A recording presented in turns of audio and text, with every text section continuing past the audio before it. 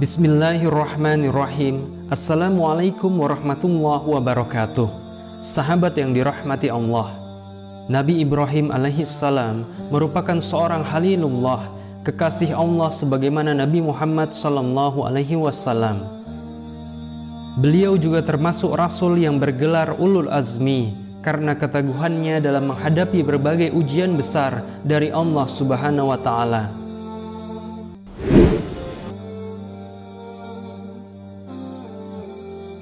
Ujian Nabi Ibrahim dimulai ketika beliau mendapati sang ayah merupakan penyembah dan pembuat patung bagi kaumnya. Sang ayah enggan beriman kepada Allah meskipun Nabi Ibrahim telah memberikan dakwah yang lembut dan menyampaikan hujah-hujah yang menyatakan bahwa patung tidak mampu mendengar, melihat, apalagi menolong manusia dari kesulitannya. Sang Nabi juga telah mengajak ayahnya untuk menyembah kepada Allah yang Maha Pengasih lagi Maha Penyayang, serta memberikan ayahnya ancaman akan siksa Allah yang sangat pedih. Namun, sang ayah justru mengungkapkan kebenciannya kepada Nabi Ibrahim, bahkan mengancam untuk merajamnya. Sesuai dengan surah Maryam ayat 46, di mana ayah Nabi Ibrahim berkata, "La illam tantahi, jika kamu tidak berhenti, la arjumannaka, maka niscaya kamu akan kurajam. Wahjurni maliya, dan tinggalkanlah aku untuk waktu yang lama."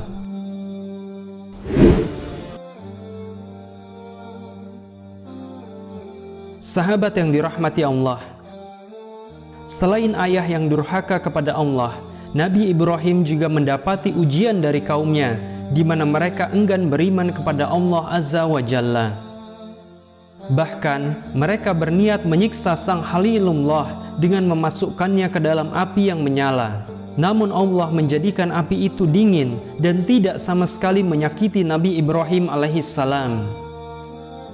Sebagaimana Allah berkata dalam surah Al-Anbiya ayat 49, "Qulna ya nar, hai api, kuni bardaw wassalaman, jadilah dingin dan keselamatan, ala Ibrahim, bagi Ibrahim."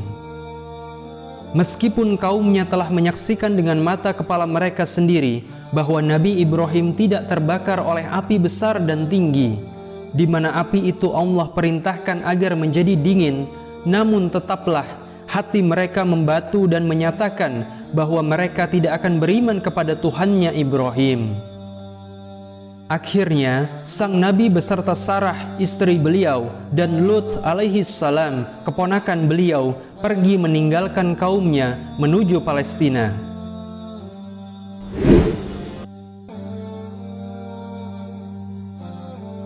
Beberapa tahun kemudian, bumi Palestina dilanda kekeringan. Sang Nabi beserta istrinya, Sarah, pergi ke wilayah Mesir, di mana kala itu ada seorang raja zalim dan memiliki syahwat di luar kebiasaan. Raja itu teramat suka dengan wanita, dan jika ia telah menemukan seorang wanita cantik, maka ia akan paksakan syahwatnya dengan berbagai cara untuk menikahi wanita tersebut.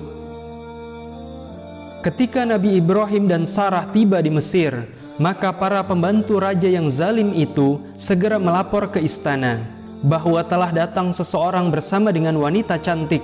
Sarah memang merupakan wanita yang terkenal akan kecantikannya, dan ini diakui oleh semua pelayan istana raja. Raja kemudian memanggil Ibrahim untuk menanyakan perihal Sarah. Sang Nabi menjawab bahwa Sarah adalah saudarinya. Dan pengakuan Nabi Ibrahim ini adalah untuk melindungi istri beliau, karena konon kabarnya raja tersebut akan semakin bernafsu untuk mengambil seorang wanita apabila ia telah menjadi istri orang lain. Dengan perilakunya tersebut, ia ingin mempertegas bahwa dirinya lah penguasa yang kuat dan berhak bertindak apapun sesuai dengan keinginannya. Maka Nabi Ibrahim mengatakan bahwa Sarah adalah saudarinya, bukan istrinya. Nabi alaihissalam berkata kepada sang istri, "Wahai Sarah, di muka bumi ini tidak ada seorang mukmin pun selain aku dan kamu. Raja itu bertanya kepadaku, lalu aku berkata kepadanya bahwa engkau adalah saudariku, maka janganlah kau dustakan aku.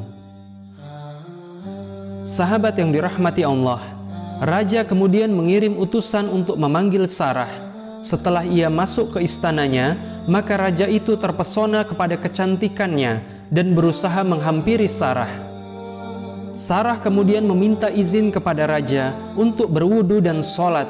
Sang raja pun mengizinkan. Ia berdoa dalam sholatnya.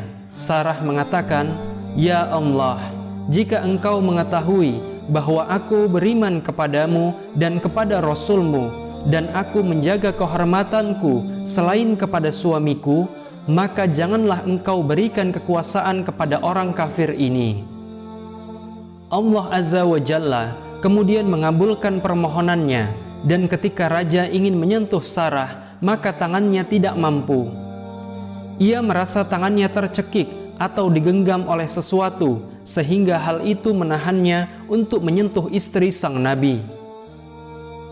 Raja pun meminta kepada Sarah untuk mendoakannya supaya tangannya mampu terbuka. Sarah pun berdoa kepada Allah sehingga sembuhlah tangan tersebut dan bisa digerakkan seperti sedia kala. Namun ia mengulangi perbuatan mesumnya itu. Sungguh betapa parah syahwat raja yang zalim ini. Ketika ia ingin menyentuh kembali Sarah, maka Allah menahan tangannya dengan sakit yang lebih parah dari sebelumnya.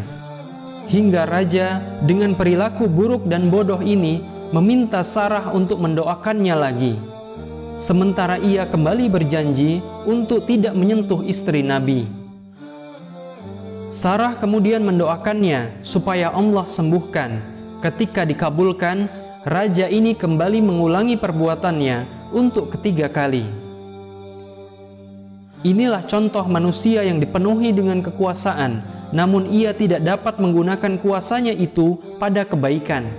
Mengapa ia tidak mengambil wanita cantik dari seorang gadis atau yang sudah menjadi janda, kemudian menikahinya dengan baik-baik? Bukankah itu teramat mudah baginya?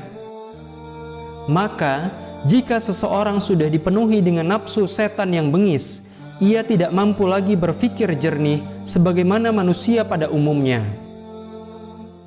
Setelah Allah menyembuhkannya melalui doa Sarah untuk kesekian kali, maka raja ini menyerah dan berkata kepada pelayannya, "Yang kalian bawa ini bukan manusia, ia adalah setan. Maka kembalikanlah ia kepada Ibrahim dan berikan ia Hajar sebagai seorang pelayan."